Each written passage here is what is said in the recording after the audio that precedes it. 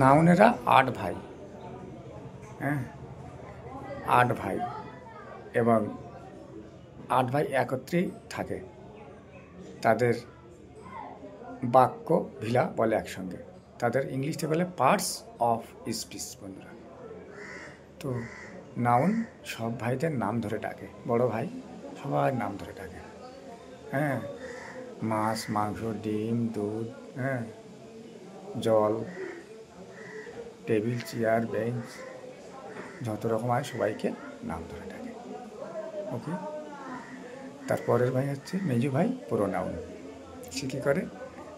Noun বাড়ি না থাকলে তার কাজটা সে করে দেয়। সবাইকে সেই কাজটা করতে হয় ওর অপরিবর্তে। যখন অবর্তমান থাকে নাউন, তখন তার কাজটা সে সমাধান করে। পরের ভাই হচ্ছে অ্যাডজেক্টিভ। অ্যাডজেক্টিভের একটা বৈশিষ্ট্য হলো মানে সব ভাইয়ের দোষ গুণ পিছনে পর্যবেক্ষণ করা, হ্যাঁ, এনকোয়ারি করা। সে তার এই কাজের জন্য ওই অ্যাডজেক্টিভ হিসেবে পরিচিত সবার কাছে। ভার্বের কাজ কি বন্ধুরা?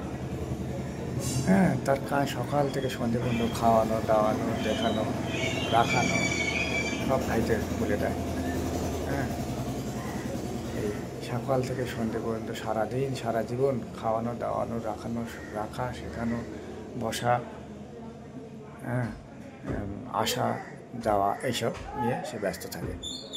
তারপরের ভাই হচ্ছে অ্যাডভার্ব। অ্যাডভার্বের কাজ হচ্ছে কি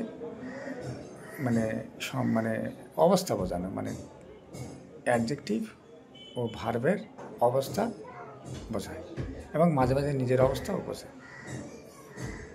আর তারপরের ভাই হচ্ছে কি প্রিপোজিশন।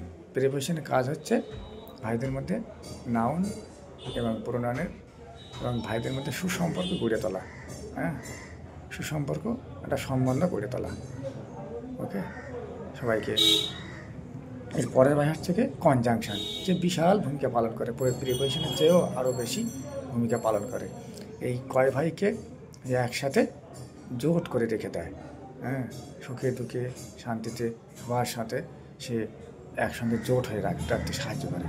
অ্যাডজেক্টিভ মানে কনজাংশন খুব বড় ভূমিকা পালন করে, এই সমস্ত ভাইদের একত্রিত রাখতে এগিয়ে আসে।